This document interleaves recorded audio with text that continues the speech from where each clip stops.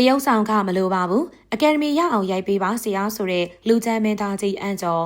ပတ်စံမမတ်ပါဘူးအကယ်ဒမီလိုချမ်းမာတယ်လို့ထုတ်ပြောရတဲ့ရုပ်ရှင်မင်းသားမင်းသမီးတွေဒီကနေ့ခေတ်မှာရှေ့ကျမ်းမှာရှိတော့မှာပါနောက်ပိုင်းပေါ်တဲ့မင်းသားမင်းသမီးတွေကပြည်သူကမှအာမနာအချင်းချင်းပြိုင်ဆိုင်ကြွားဝါပြီးဘသူဘလောက်ချမ်းသာကြောင်းထုတ်ပြနေတဲ့အချိန်မှာရှေ့ခေတ်တုန်းကလူချမ်းမင်းသားကြီးအန်ကျော်ဟာဆိုရင်တော့အတပြားတွေထက်စစ်မှန်တဲ့အကယ်ဒမီကိုသာမှတ်မောခဲ့တာပါဒါကြောင့်ဒီကနေ့ရဲ့ရွှေဘို channel ဗီဒီယိုထဲမှာဆိုရင်တော့1989ခုနှစ်ထုတ်ရုပ်ရှင်သက်စာမဂ္ဂဇင်းထဲမှာလူချမ်းမင်းသားကြီးအန်ကျော်ကိုယ်တိုင်ရင်ဖွင့်ရေးသားခဲ့တဲ့ဆောင်းပါးလေးတစ်ပုဒ်ကိုအခြေပြုပြီးစစ်မှန်တဲ့တရုတ်ဆောင်ကောင်းဆိုတာဘယ်လိုလဲဆိုတဲ့အကြောင်းအရာတွေကိုတင်ဆက်ပေးသွားမှာပဲဖြစ်ပါတယ်မင်းသားအန်ကျော်ဟာအနုပညာကိုယူသွတ်သူဖြစ်ကအစောပိုင်းကာလတွေမှာဆိုရင်တော့အောင်မင်းဆိုတဲ့နာမည်နဲ့လူချမ်းစရုပ်တွေကိုတရုတ်ဆောင်ခဲ့ပါတယ်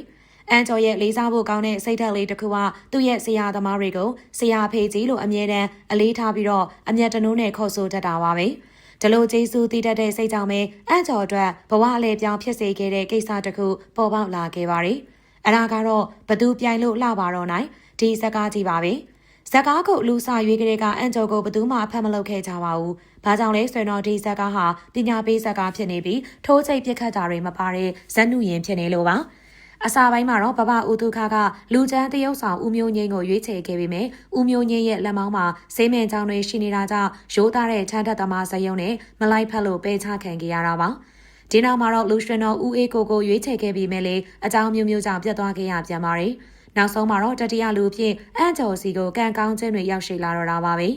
ဘဘဦးသူခကအန်ကျော်ကိုမင်းထမ်းမှန်တက်တတ်သလားဒီလိုမေးတဲ့အခါမှာအန်ကျော်ဟာဝမ်းသာအားရနဲ့ခေါင်းညင်ပြခဲ့တာပါဘဘကမင်းဒီစာမတက်တဲ့ထမ်းတက်သမားချက်စရာနေရာမှာလုံနိုင်ရင်အကျိုးရှိမှာပဲအဲ့လိုပြောပြီးတရုတ်ဆောင်ကဘလောက်ယူမလဲလို့မေးလိုက်တဲ့အခါမှာတော့အန်ကျော်ကဘသူမှမထင်မှတ်ထားတဲ့စကားတစ်ခုကိုပြောလိုက်ပါတော့တယ်ဆရာရဲ့ကျွန်တော်တရုတ်ဆောင်ကမလိုပါဘူးအကယ်ဒမီရအောင်သာရိုက်ပေးပါဆရာရဲ့အဲ့လိုအန်ကျော်ကပူဇော်လိုက်တဲ့အခါဘဘဦးသူခကလည်းအာရပါရရေမောပြီးမင်းစူးစမ်းရင်ဘာမဆိုဖြစ်ရမှာပေါ့ဒီလိုအားပေးခဲ့ပါတယ်အဲ့ဒီနေရာစပြီးတော့အန်ကျော်ကငါအကယ်ဒမီရကိုရရမယ်ဒါလို့ဆိုတဲ့တမ်မဏိဒိဋ္ဌံကိုချခဲ့တော့တာပါလူချမ်းမင်းသားမှလည်းနူးညံ့တဲ့အသေးနှလုံးရှိတဲ့ဆိုတာတွေကိုပရိသတ်သိအောင်လို့ပြချင်တဲ့မခံချင်တဲ့စိတ်ဆရာပေါ်ထားရှိတဲ့ဥရိယနဲ့တရုတ်ဆောင်မှုအတတ်ပညာတွေကိုတသွေးမသိမ်းစူးစမ်းခဲ့တဲ့အတွက်ထိုက်ထိုက်တန်တန်ပဲအကယ်ဒမီစုကြီးကိုစုခုနိုင်ခဲ့တာပါ